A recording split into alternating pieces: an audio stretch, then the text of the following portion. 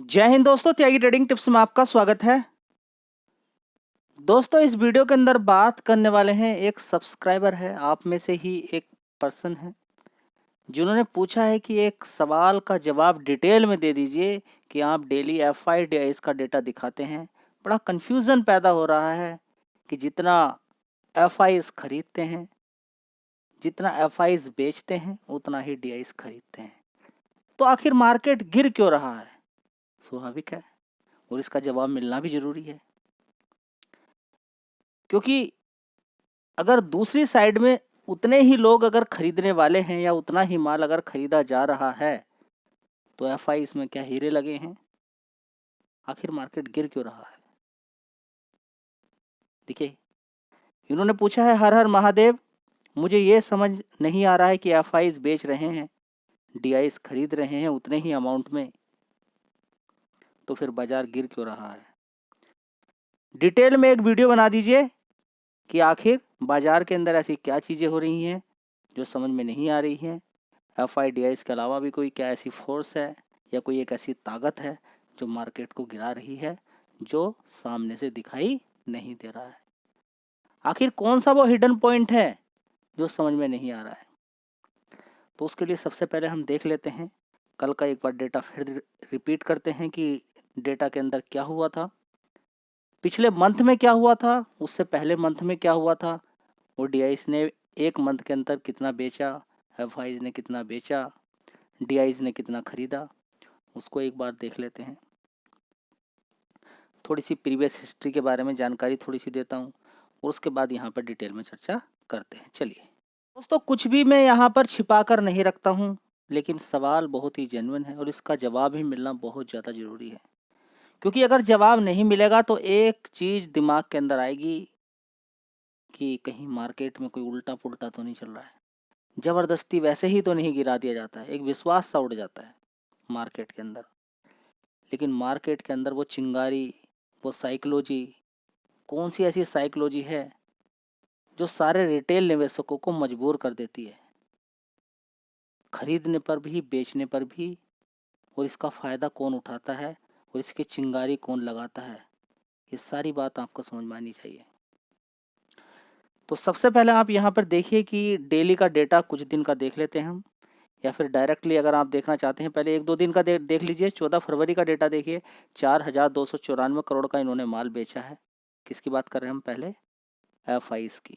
चलिए, उसके बाद देखेंगे 13 फरवरी को भी यहाँ पे देखिए 2,789 करोड़ का इन्होंने माल बेच दिया।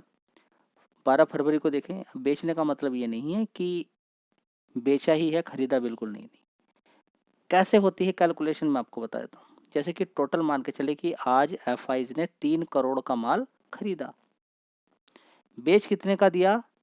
6 करोड़ का, तो नेट 3 करोड़ का माल उन्होंने बेच दिया। इस तरीके से कैलकुलेशन होती है। ऐसा नहीं कि खरीदा नहीं है, खरीदते डेली हैं, ये भी समझना बहुत ज़्यादा ज़रूरी है। और ये भी समझना बहुत ज़्यादा ज़रूरी है कि, चलिए उसको हम बाद में कवर करते हैं, पहले इस पूरे सिनेरियो को देख लेते हैं।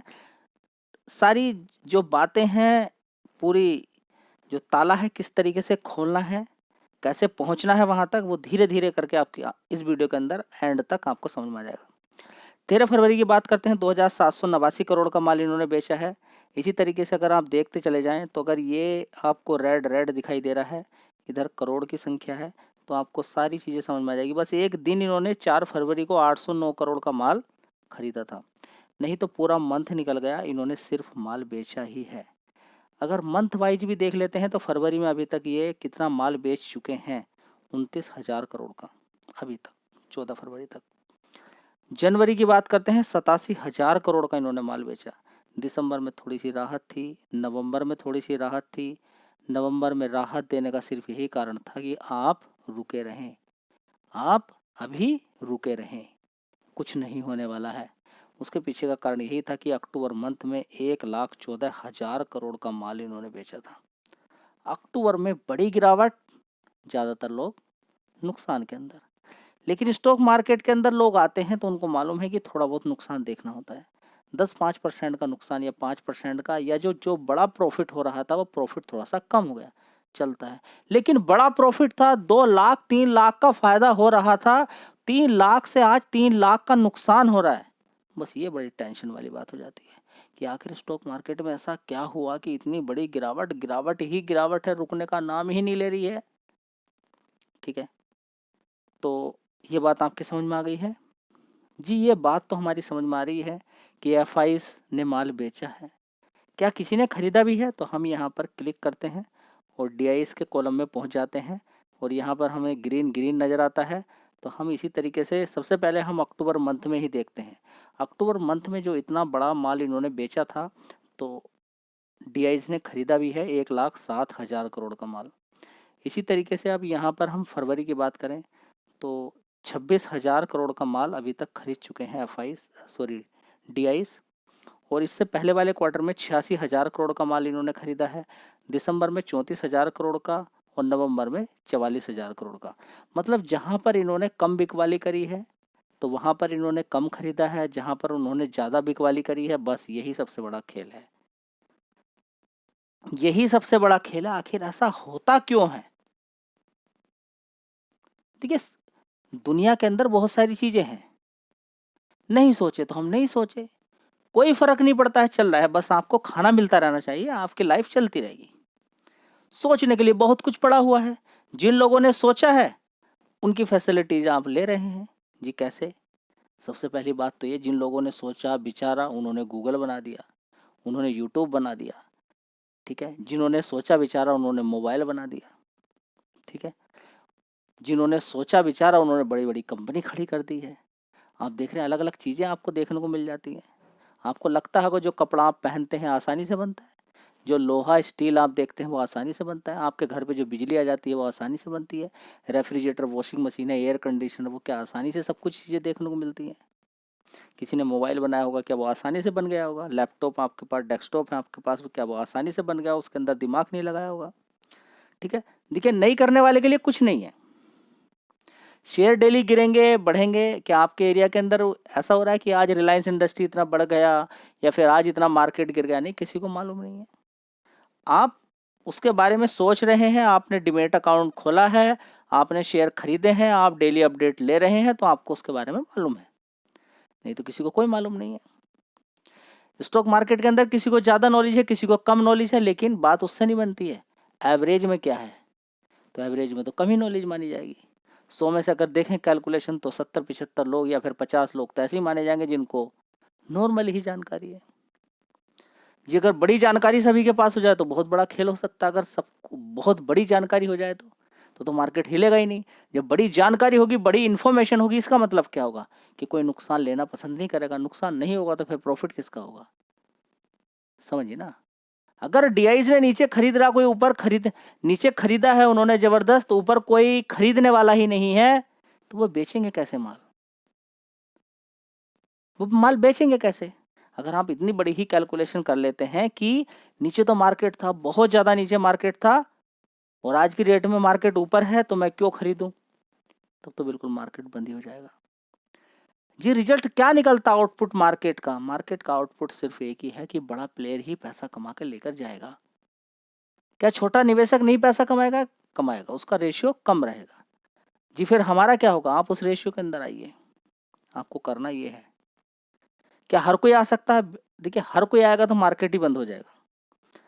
देखिए, हर कोई प्रॉफिट के अंदर नहीं आ सकता। फिर देखिए, पैसा इधर से निकलकर ट्रांसफर ही हो रहा ना पैसा। आपको लॉस हुआ है, ठीक है, वो लॉस जो हुआ है आपका, वो प्रॉफिट किसी और का बन गया है। जो लॉस आपको दिखाई दे रहा है वो प्रॉफिट किसी और का बन गया है। वही चलता है स्टॉक मार्केट में। किसी ने कॉल मारी, किसी ने पुट मारी, कोई शॉर्ट करके बैठा है, किसी को आज शाम तक 14,000 का नुकसान हो गया, किसी को 5,000 का, किसी को 6,000 का। एक बड़ा ग्रुप था, बड़ी पार्टी थी, उसने नीचे की तरफ धकेल दिया शेयर को और पैसा बना के ले गया। अपने से ऐसा नहीं कि अपने से ही कुछ हो रहा है, नहीं, अपने से कुछ नहीं होता है। सबके पीछे कुछ ना कुछ फोर्स रहती है। अपने से कुछ भी नहीं है, अपने से कुछ भी नहीं है, कुछ ना कुछ फोर्स रहती है। अब यहाँ पर क्या चीज सोचने के लिए मैं आपको मजबूर कर रहा हूं कि अक्टूबर मंथ में एफआईज ने इतना माल बेचा, डीआईज ने उतना खरीदा, क्या है ये? ऐसा क्यों?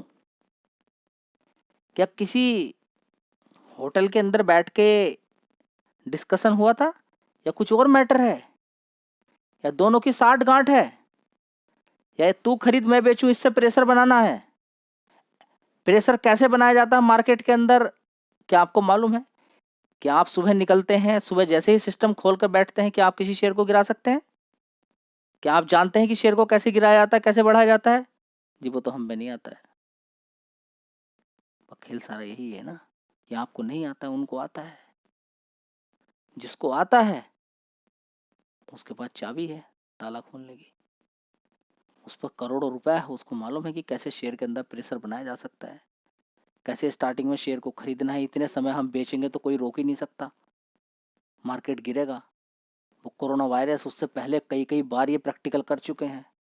जो प्रैक्टिकल कर चुका है, जिसको मालूम हो चुका है कि ऐसे बल्ब बनेगा, ऐसे करने से ऐसे हो जाएगा, ये फॉर्मूले से ऐसे करने से ये मिल जाएगा, इस रंग को इस रंग में मिलाएं तो ये रंग बन जाएगा। किसान को अगर एक बार पता ही चल चुका है, प्रैक्टिकल कर चुका है कि खेती के अंदर ये अब मैं गेहूं बो रहा हूं और आने वाले टाइम में उससे पौधा निकलेगा ही निकलेगा और इतनी फसल मेरी हो जाएगी, तो उसको डरना क्या, वो जाएगा बखेरेगा और उसका फसल निकलेगा, क्योंकि ऑलरेडी वो पहले कई बार ले चुका है। समझ बात आ रही है? तो ध्यान, मैं सिर्फ ये नहीं बता रहा हूं कि ये लोग खरीदते हैं और वो बेच रहे हैं। अभी थोड़े दिनों बाद जैसे ही मार्केट के अंदर तेजी बनेगी तो आपको एक चीज देखने को मिलेगी, ये बेचेंगे वो खरीदेंगे, और जिस दिन बड़ी तेजी बनेगी उस दिन ये लोग बड़ा माल बेचेंगे। कौन? डीआईस। उस राज को जानना जरूरी है। समझ में बात आ रही है आपकी? गिरावट, तेजी, ये एक अलग का मैटर है, इसको थोड़े समय के लिए भूल जाइए। तो ये लगातार खरीदारी कर रहे हैं जी। ये खरीदारी क्यों कर रहे हैं? आप सोचिए ना, खरीदारी कर रहे हैं, क्या बर्बादी कुछ होने वाली है क्या? तो ये खरीदना नहीं चाहिए था इनको भी, ये बेचने के लिए तो ये बेच सकते हैं जी। फिर खरीदेगा कौन? यही तो खेल है सारा। यही तो बात समझनी है आपको, कि कोरोना वायरस के टाइम पे ये जबरदस्त खरीदारी कर रहे थे, ठीक है? कौन? डीआईस, और वो बेच रहे थे। फिर बाद में पासा पलटा, उन्होंने खरीदारी करनी शुरू करी और इन्होंने माल बेचना शुरू किया, ठीक है? अब क्वेश्चन ये नहीं है, क्वेश्चन ये है आपका कि ये बात तो ठीक है, लेकिन ये मार्केट गिर क्यों रहा, ये एक अलग क्वेश्चन हो गया। चलिए अब उसी का जवाब यहाँ पे ढूंढने की कोशिश करते हैं। दोस्तों जवाब सुन लीजिए, जवाब सुन लीजिए, ऐसा होता क्यों है। देखिए दोनों पावरफुल लोग हैं, इनके हाथ, एफआईएस के पास भी 100 हथियार हैं और डीआईएस के पास भी 100 हथियार हैं, ठीक है? तो इनमें से कोई ताकतवर नहीं है, मार्केट आपस में नहीं गिरा सकते। इनकी साइड में एक पर्सन को आना जरूरी है, वो है रिटेल निवेशक की ताकत। जब तक रिटेल निवेशक किसी एक पर्टिकुलर साइड में नहीं जाएगा वो तब तक बात नहीं करेगी। तो रिटेल निवेशक को लालच और डर, जो भी इनमें से पैदा करने में कामयाब हो जाएगा उसकी तरफ मार्केट पलट जाएगा, क्योंकि मार्केट को धीरे धीरे धीरे करके नीचे की साइड में गिराया जा रहा है। इनकी साइड में कौन हो चुका है? कौन? कि सीधा सीधा ही तो गिर रहा है, इंट्राडे वाला। क्यों नाम है? सेल मारो। क्यों नाम है? सेल मारो। एक हो गया इनकी साइड में, वो रिटेल निवेशक की भी दो कैटेगरी यहां पर हो जाएंगी। एक वो रिटेल निवेशक जो इंट्राडे खेलता है, एक वो रिटेल निवेशक जिसने होल्डिंग करके रखी हुई है, होल्डिंग वाला। अब इसको दोनों को ही तोड़ना है, तभी मार्केट के अंदर प्रेशर बनेगा। अब क्या है, इंट्राडे वाले को मालूम, पता चल गया ट्रेंड निगेटिव चल रहा, नीचे चलो सेल मारते हैं, सेल मारते हैं, अच्छा खासा पैसा बनेगा और उसका बनता भी उस समय। जैसे कि एक अभी होल्डिंग करने वाले रिटेल निवेशक का, जिन्होंने होल्ड करके रखा कुछ समय के लिए, उनका अच्छा खासा पैसा बन गया। तो वन साइडेड कर लेंगे इंट्राडे वाले को, उसको ट्रेंड दिखा के वो सेल मारना शुरू करेगा। उसको कोई मतलब नहीं क्या होने वाला है क्या नहीं होने वाला है, उसको प्रेशर बनाना है बस। दिन के दिन एक प्रेशर बन जाएगा, शेयर के अंदर टूटना शुरू हो जाएंगे। जैसे कि अभी अगर आप देखें, अभी न्यू इंडिया कोऑपरेटिव बैंक के बारे में आपने सुना होगा, महाराष्ट्र के अंदर उसको बंद कर दिया गया है क्योंकि उसके एनपीए बहुत ज़्यादा बढ़ रहे हैं। 6 महीने के लिए बोला गया है कि कोई ट्रांजैक्शन नहीं कर सकता है, कोई कैश विड्रॉ नहीं कर सकता है और कोई डिपॉजिट नहीं कर सकता है। तो लोग बड़े दिक्कत वाले, कुछ दिनों पहले ही किसी ने 10 लाख की एफडी करी, किसी ने इतनी की, किसी ने उतनी की है। हाँ, एक इंश्योरेंस रहता है कि अगर आप बैंक के अंदर एफडी करते हैं तो 5 लाख तक आपको मिल ही जाएगा। लेकिन हो गया ना कि सरकारी बैंक को कभी बंद हो सकता है। एक चिंगारी सी भड़क गई है, एक चिंगारी उठ गई है कि सरकारी बैंकों में या वे जो छोटे बैंक हैं उनके अंदर तो कभी भी कुछ ऐसा उल्टा पुल्टा हो सकता है। हमारे पास तो जानकारी नहीं है कि एनपीए बढ़ा है क्या नहीं बढ़ा है, कहाँ किसको कितना पैसा दिया है, समझ बात आई। तो लोग क्या करते हैं, एफडी से दूर होना शुरू हो जाएंगे, बैंकों में पैसा रखना कम कर देंगे। अब उनको दूसरा क्या चीजें नजर आएंगी, अपने घर पे रखो, और क्या नजर आएगी कि हाँ किसी बिजनेस में लगा के रखो, सारा पैसा रखना इधर की साइड में, कोई फायदेमंद नहीं। देखिए आपके पास एक्स्ट्रा पैसा है, अब देखिए ऐसा नहीं कि बैंक ऐसे ही पैसा आपसे ले लेता है। बैंक आपसे पैसा लेता है तो आपको उसके बदले में कुछ देता है। आपके पास 10 लाख रुपए है, 7% के अकॉर्डिंग अगर ये देखें, ठीक है, तो 10 लाख रुपए है तो 70,000 रुपये आपको बड़े आसानी से मिल जाएगा। अगर देखेंगे आप, लगभग ये मान के चलें कि आपके पास थोड़ा सा ही पैसा है, जब 10 लाख की बात करें या 7% के अकॉर्डिंग भी अगर आप देखें तो 70,000 रुपये अगर आपको मिल रहा है तो वो मिल रहा है आपको साल में। 10 लाख रुपए तो ऐसे ही घर पे रखा था, वो रखा रहा था ऐसे ही, आपने एफडी कर दी तो 70,000 रुपये आपको मिल गया। समझ बात आ रही है। तो खबर क्या मिल गई कि हाँ वहाँ तो बैंक बंद होने वाला है, किसी की 18 लाख की एफडी थी अब उसको 5 ही लाख मिलेगा, ऐसा होता नहीं है। एक ये ऐसा है कि बहुत बड़े बैंक के अंदर दिक्कत हो जाएगी, कि दिक्कत ही परेशानी हो जाएगी, तब की बात है वो। अगर उसके पास है पैसा रखा हुआ है, रिकवरी धीरे धीरे हो जाएगी तो सबका पैसा धीरे धीरे मिल जाता है। या 18 लाख की एफडी करी तो उसको 18 लाख का 18 लाख मिल जाएगा। समझ में आती है। ऐसे नहीं, बैंक कमाई भी करता है, कुछ लोन लेके जाते हैं, लोन वापस भी करते हैं, ठीक है। अगर ऐसी सिचुएशन बनती है तो फिर उन पे प्रेशर भी डाला जाता है लोन लेने वाले पर, ठीक है। तो ओवरऑल मिला के इससे क्या रहता है, एक निगेटिव थॉट्स उत्पन्न हो जाता है। मैं देखिए कहाँ पर आपको ले जा रहा हूँ, क्या चीज़ सिखाने की आपको कोशिश करता हूँ। निगेटिव थॉट्स की वजह से अब लोग जो अच्छे बैंक है वहाँ से भी एफडी नहीं करेंगे, एफडी करने का दिमाग से निकाल देंगे, एफडी है भी तो उसको निकालेंगे, या फिर उसको क्या करेंगे, उस एफडी को क्या करेंगे वे अलग अलग करेंगे, एक एफडी नहीं करेंगे, अलग अलग बैंकों के अंदर एफडी करेंगे। समझ बात आ रही है, नहीं बात समझ में आ रही है, ध्यान से सुने इन सारी चीजों को। तो इस गर्मा गर्मी के अंदर, इस गिरावट के अंदर, इस पैनिक के अंदर रिटेल निवेशक ने सेल मारनी शुरू कर दी। उसको नुकसान देखने को मिला तो उसने क्या करना, अपना माल बेचना शुरू कर दिया, ठीक है। उसने खरीदा, थोड़ा सा गिर गया, नहीं भाई बेच देता हूं, तो उसने बेचना बेचना बेचना शुरू कर दिया। निगेटिव माहौल क्रिएट हो गया, खरीदारी से भूल कर लोगों ने बेचना शुरू कर दिया, इंट्राडे वाले सेल मारना शुरू कर दिए, प्रेशर निगेटिव हो गया। और यहाँ पर फायदा उठाया किसने, बड़े प्लेयर एफआईज ने, कि उसके पास जो माल था उसने भी बेचना शुरू कर दिया, रिटेल निवेशक ने सेल मारनी शुरू कर दी, और रिटेल निवेशक के पास जो होल्डिंग थी वो भी बेचनी शुरू कर दी। मार्केट का ट्रेड निगेटिव हो गया। पॉजिटिव कब होगा, पॉजिटिव भी यही लोग करेंगे, ये कुछ शेयर्स के अंदर जबरदस्त खरीदारी करेंगे, थोड़ी सी तेजी बनेगी उनके अंदर, और फिर क्या होगा, धीरे धीरे करके लोग उसके अंदर आना शुरू होंगे कि इतना रिटर्न बन गया, भाग रहा रुक ही नहीं रहा है, और फिर वही कहानी होगी, ऊपर जाएगा शेयर फिर गिरावट होगी। एक चीज और होती है जो किसी को मालूम नहीं है जी, और क्या होता है, बहुत सारे रिटेल निवेशकों के नाम पर कोई ग्रुप होते हैं बड़े बड़े जो काम करते हैं, आपको मालूम ही नहीं जो कि रिटेल निवेशक का नाम है, उनके खाते में पैसे पड़े हुए हैं, लेकिन उनको कंट्रोल कोई और ही कर रहा है। हो सकता 3,000 अकाउंट हो सकता 2,000 अकाउंट हो सकता 5,000 अकाउंट हो, उनको कंट्रोल कोई और ही करता है। नाम रहेगा रिटेल का कि एफआईज डीआईज तो ऐसे ही हैं, ये क्या हो रहा वो क्या हो रहा है, कंट्रोल कौन करता है उनको, बड़ा प्लेयर। वो सेल मारेगा उनके अकाउंट से, उनके अकाउंट से बाई करेगा, प्रेशर क्रिएट करेगा। चलता है ऐसा, जो सेबी धीरे धीरे ऐसे लोगों को पकड़ भी रही है। तो बात समझ में आ रही है।